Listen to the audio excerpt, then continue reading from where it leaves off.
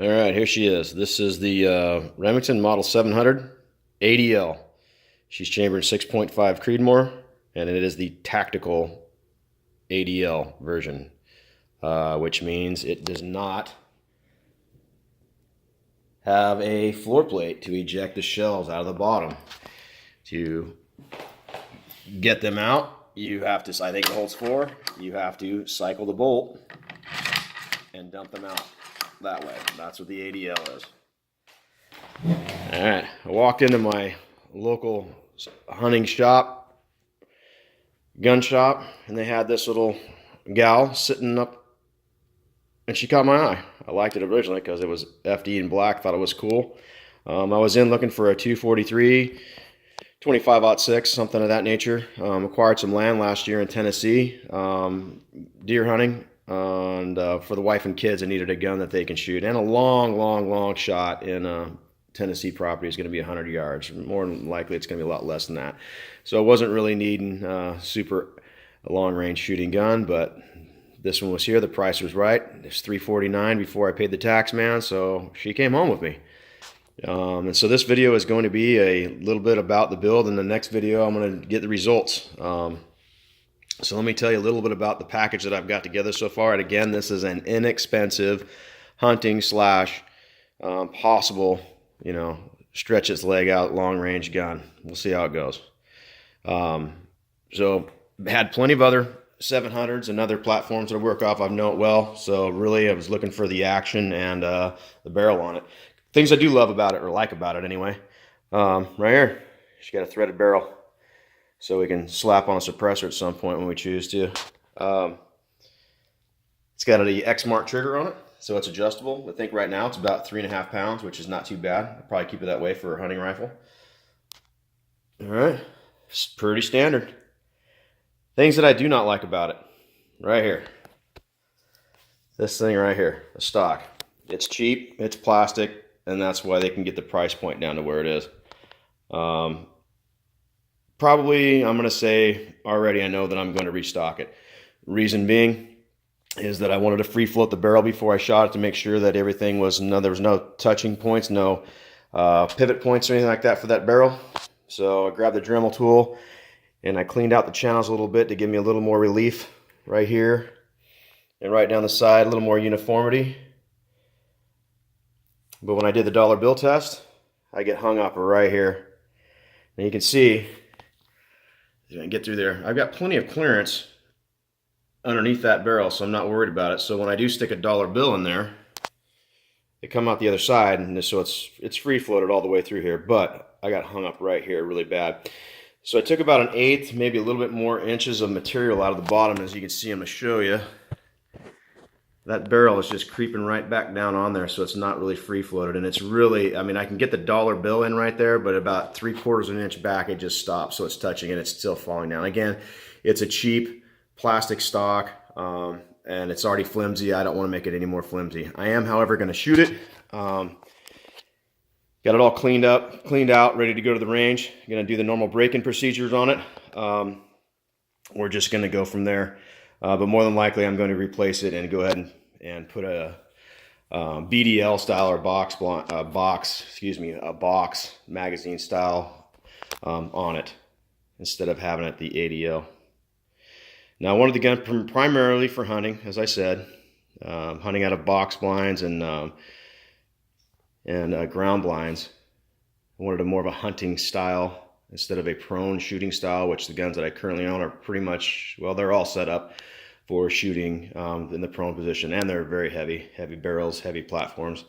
So again, first purpose hunting, second purpose, if it works out, we're going to shoot some steel out of long range with it.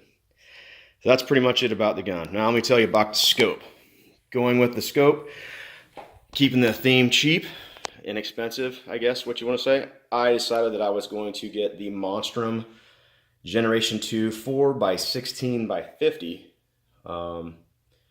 And I got to tell you, for $179, the glass is not bad.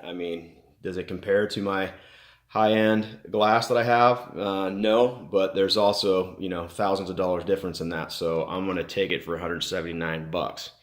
So here's some of the features that it does have. And that, flip this up here real quick. It does come with illuminated reticle, which is really kind of cool. With this one is, let me see if I can get in here.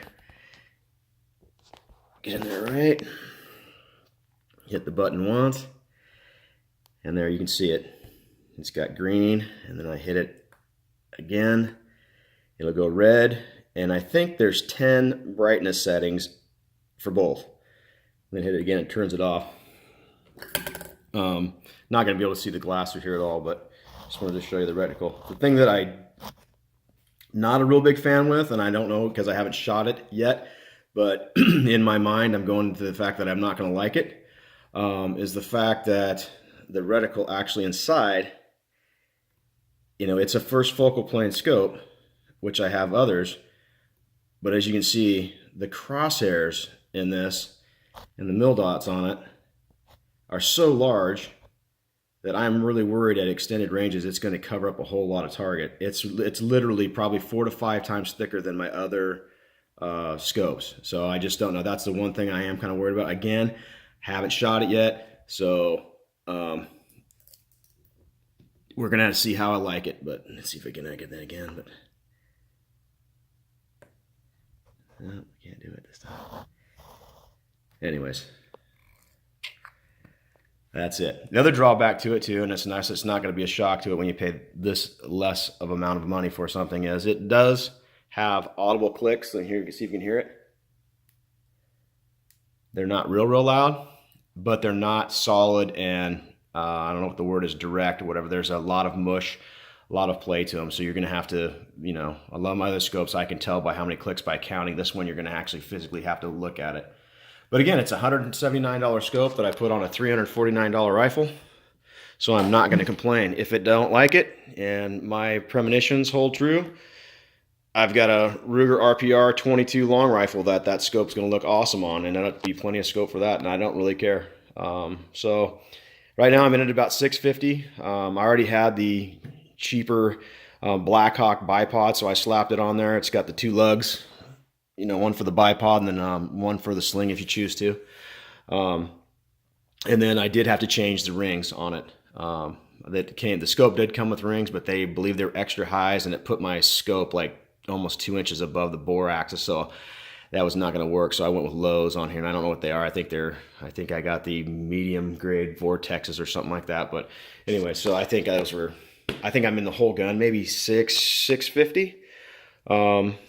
So I'm going to buy some dies. I'm definitely going to reload for it at some point. But for the time being, we're just going to see what kind of groups we can get with some higher end premium ammo. We're going to test it out and see what kind of groups we can get. But I'll post those results later. But again, I'm going to restock it, so that's going to be an expense. But if I could get the barrel free floated, I don't think I would touch anything to it. But my fear is that if I to do that, I'm going to remove so much material up underneath where that bipod is. It's going to make the flex even worse than it already is, and I think that's just going to open up a whole bunch of problems. So I'm going to end up restocking it with the same style of same style for setup for hunting, but it will have the magazine for it. But all in all, man, I'm not going to complain.